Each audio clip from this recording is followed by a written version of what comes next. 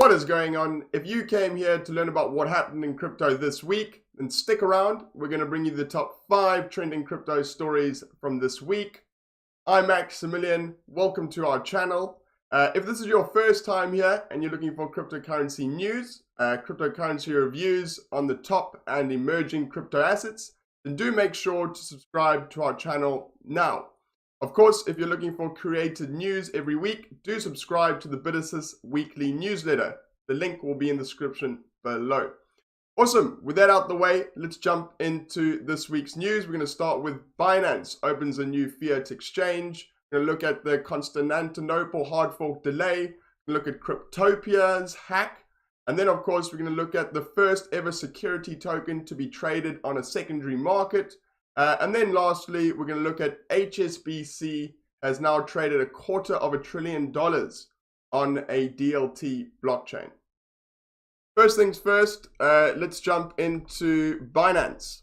So a lot of you might be familiar that Binance just yesterday released a crypto to fiat exchange based out in Jersey. This will be for pounds and euros. So if you're an EU citizen or potentially in the UK like myself, then make sure to subscribe to register, do your KYC, and you will get 20 euros free, as long as you're one of the first 5,000 people. To be fair, there's been an overwhelming subscription. Sizu has come out with a tweet just over the last few hours to say there's been an overwhelming demand for this exchange. It says here, yesterday New Exchange Binance.ge was launched on the island of Jersey. That is offering 4 trading pairs, so it'll be BTC Euro, BTC Pound, ETH BTC, and ETH Euro. So a good place to come in, turn your pound or your euro into BTC and then go to maybe an altcoin exchange like Binance and do your trading. Same applies for Ethereum if you're looking to cash in or cash out or use it to buy altcoins. So Sizu said the reason why he picked Jersey, Binance selected Jersey for its highly developed digital infrastructure, robust regulatory framework, and world-class financial services. So as I said, the demand's been really, really high. He did tweet over the last few hours. He says here, Binance.ge is overwhelmed with registrations. There's a backlog of KYC verifications already. More resources are allocated soon to reduce it. In the meantime, we appreciate your understanding. The registration price is FIFO based, so first come, first serve, I believe. And that is the first 5,000 people get 20 euros free. So do go check that out. Here it is here, just to show you kind of what it looks like. Very much like the original Binance site. It allows you to, convert your crypto into fiat, pounds, or euros. Keep in mind they have a very, very, very nice referral scheme. If you want to refer your mates or your community, they give you upwards of 80% back on whatever your referral is to trade. If you'd like to help out the BITASSIST channel and our community, I'm going to put our link in the description below. Go ahead and use that if you would like. Also, keep in mind to make sure you do your KYC correctly, and then you might get this 20 euros free. So yeah, that's Binance and its new fiat exchange. Secondly, let's take a good look at Ethereum's hard fork delay, otherwise known as Constantinople, which was meant to be a very, very smooth and not significant hard fork.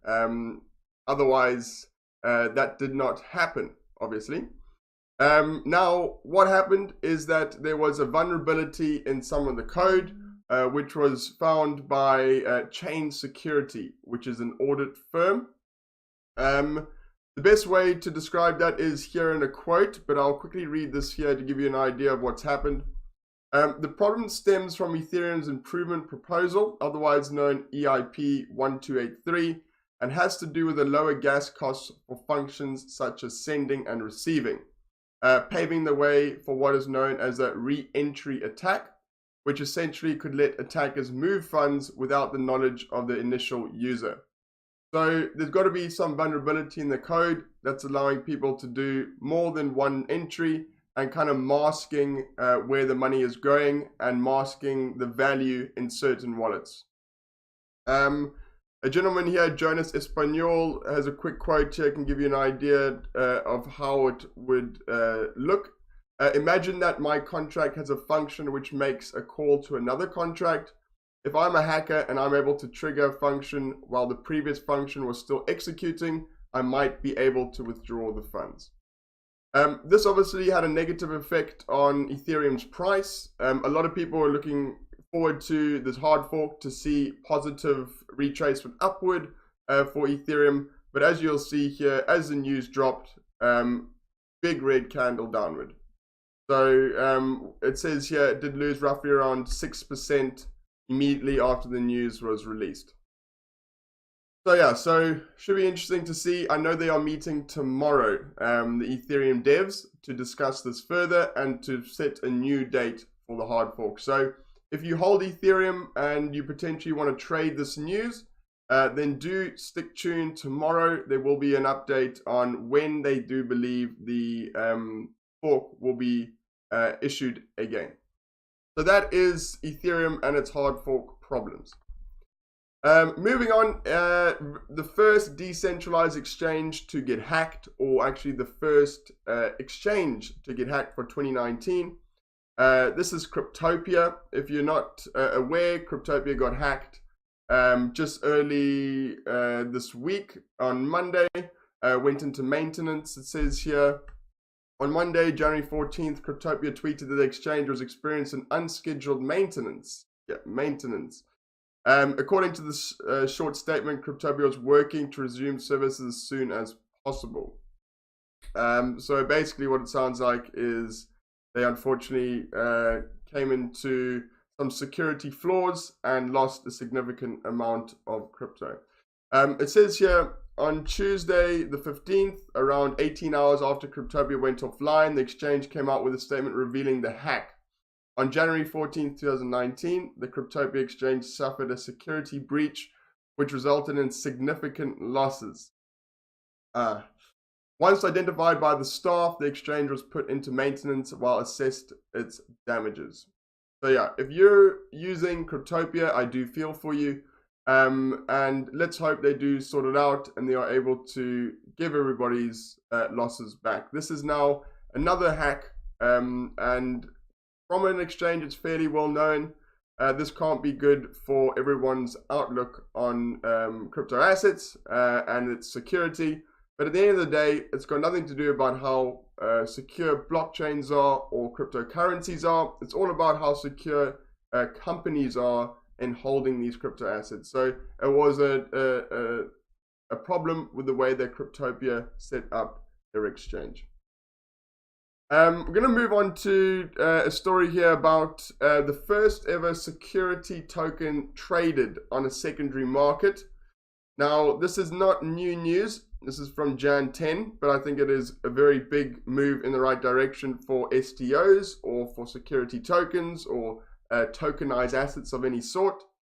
Now, SharePost, which is a regulated broker-dealer in the US, has registered an investment advisor, said Wednesday it had executed its first secondary transaction with BCAP tokens, which is Blockchain Capital, a very well-known investment fund, which tokenized its fund.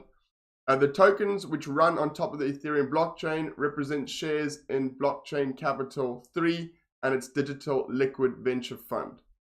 So basically they said this is just going to be a test for now. They just want to make sure it works. So I don't think the trade was very big. They said this was a small trade. It's like a pilot program. We're running the water through the pipes to make sure obviously everything works. To our knowledge, this was the first trade of digital securities by an alternative trading system and broker-dealer in which the ATS custodian, the ATS custodied the digital assets. So basically, the broker-dealer was also the custodian of the transaction. This clears the path for companies to do compliant STOs in the US and to provide their investors with secondary liquidity. So, that's a huge step in the right direction. We're hearing about STOs left, right, and center, but we were lacking a secondary market to liquidate your investment, or, of course, to be able to go and buy a security token on the open market. Of course, you still would need to be an accredited investor, but still, this is a really, really great move in the right direction. Okay, moving on to our last story. Huge news, to be honest. One of the biggest banks in the world, HSBC, has said it settled $250 billion in trades on a distributed ledger technology, so i.e. a blockchain. So we're seeing big banks that have adopted blockchain actually about a year, if not 2 or 3 years ago, that have been working on their DLTs and now have actually been using them and using them quite frequently. $250 billion, is a huge amount of money. We're almost to $500 billion there.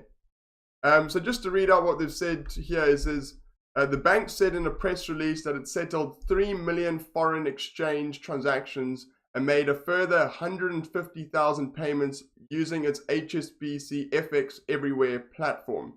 The company said it has been using this platform for the last year to orchestrate payments across the HSBC internal balance sheet.